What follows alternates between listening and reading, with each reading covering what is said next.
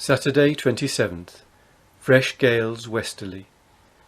This day we got the tiller properly secured, which hath been the employment of the armourers and part of the carpenters since we anchored at this place. The former in repairing and making new ironwork, and the latter in fixing a transom, for the want of which the tiller has often been in danger of being broke. The iron braces that supplied the want of a transom have broke every time they have been repaired. Coopers still employed repairing the casks. Some hands with the longboat getting on board stones to put into the bottom of the bread room to bring the ship more by the stern, while others were employed cutting wood, repairing the rigging, and fishing. Sunday 28th. Strong gales westerly. PM fair and cloudy. The remainder thick hazy weather with much rain.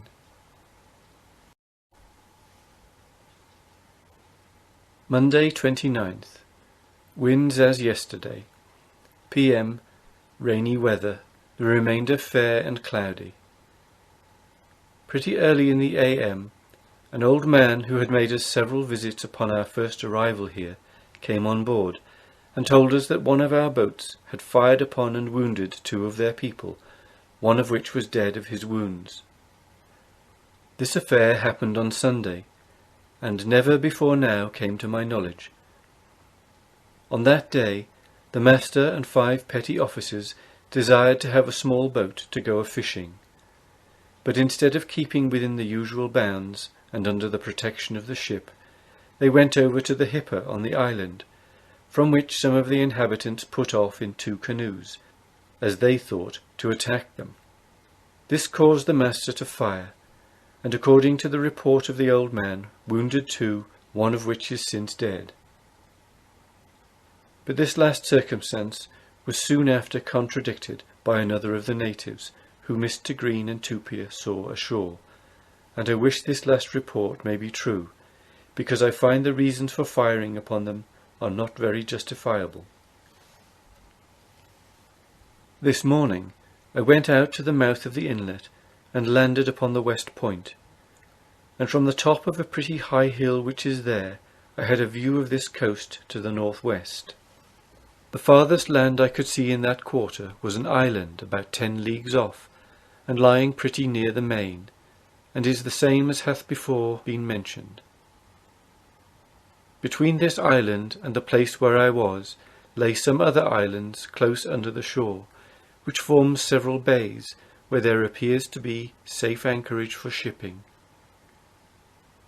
After I had set the different points, etc., we erected upon the top of the hill a tower or pile of stones, in which we left a piece of silver coin, some musket balls, beads, etc., and left flying upon it a piece of an old pendant. After this we returned to the boat, and in our way to the ship visited some of the natives we met with along shore, and purchased of them a small quantity of fish.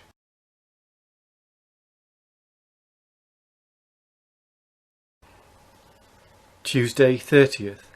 Winds at northwest, gentle breezes and fair weather. Early in the AM, a boat was sent to one of the islands to get celery to boil for the people's breakfasts. While our people were gathering it near some empty huts, about 20 of the natives landed there, men, women and children. They had no sooner got out of their canoe than 5 or 6 women sat down together and cut and sacrificed themselves, their legs, shins, arms and faces, some with shells and others with pieces of jasper. So far as our people could understand them, this was done on account of their husbands being lately killed and devoured by their enemies. While the women were performing this ceremony, the men went about repairing the huts without showing the least concern. The carpenter went with part of his people into the woods to cut and square some timber to saw into boards for the use of the ship, and to prepare 2 posts to be set up with inscriptions on them. Wednesday 31st. Little wind and variable. In the PM The carpenters having prepared the 2 posts with inscriptions upon them, setting forth the ship's name, month, and year, one of them was set up at the watering place, on which was hoisted the Union flag, and in the morning I took the other over to the island, which is known by the name of Motuara, and is the one that lies nearest to the sea. But before I attempted to set up the post, I went first to the Hipper, having Dr. Monkhouse and Tupia along with me. We here met with the old man I have before spoke of. The first thing I did was to inquire after the man said to be killed by our people, and the one that was wounded at the same time, when it did not appear to me that any such accidents had happened. I next, by means of Tupia, explained to the old man and several others that we were come to set up a mark upon the island, in order to show to any ship that might put into this place that we had been here before. They not only gave their free consent to set it up, but promised never to pull it down. I then gave every one a present of one thing or another. To the old man I gave silver, 3 penny pieces dated 1763, and spike nails with the king's broad arrow cut deep in them, things that I thought were most likely to remain long among them.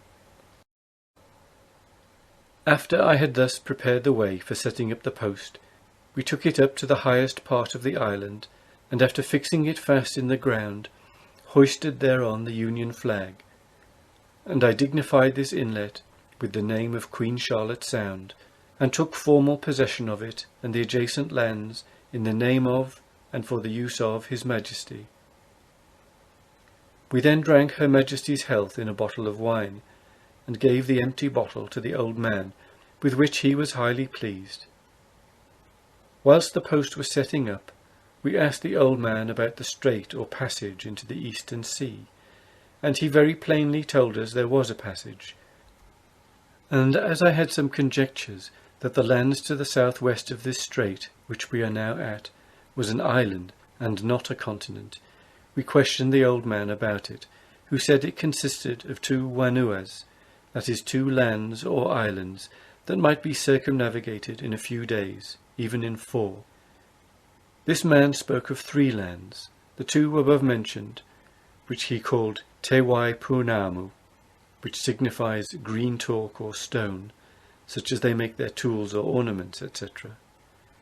And for the 3rd, he pointed to the land on the east side of the strait. This, he said, was a large land, and that it would take up a great many moons to sail round it. This he called Ahena Mue, a name many others before had called it by. That part which borders on the strait he called Teira Fita. After we had done our business upon the island, we returned on board, bringing the old man along with us, who after dinner went ashore in a canoe that came to attend upon him.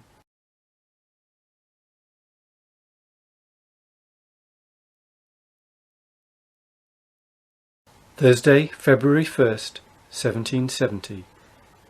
PM, having completed the ship with wood and filled all our water, the boatswain was sent ashore with a party of men to cut and make brooms, while others were employed about the rigging, fishing, etc.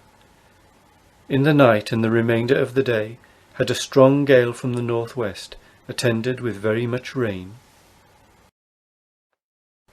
Friday, 2nd.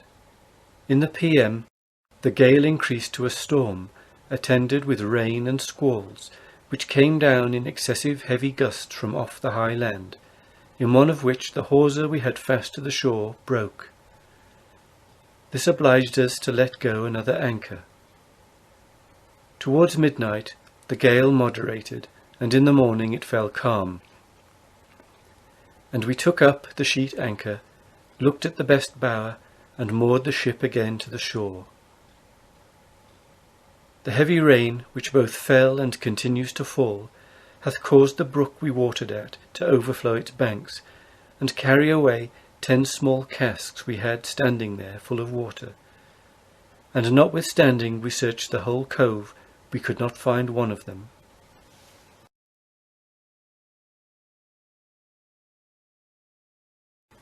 Saturday 3rd.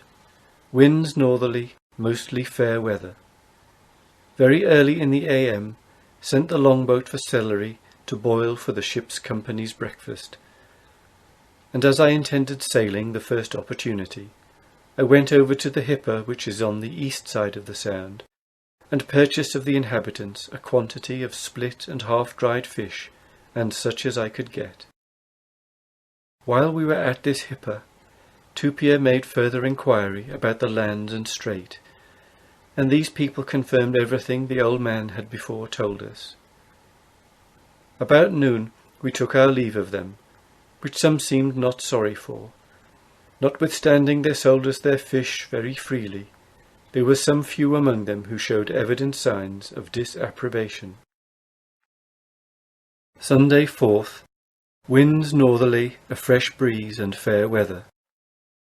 In the PM, after returning from the hipper, some of us made an excursion along shore to the northward, in order to traffic with the natives for fish, in which we had no great success.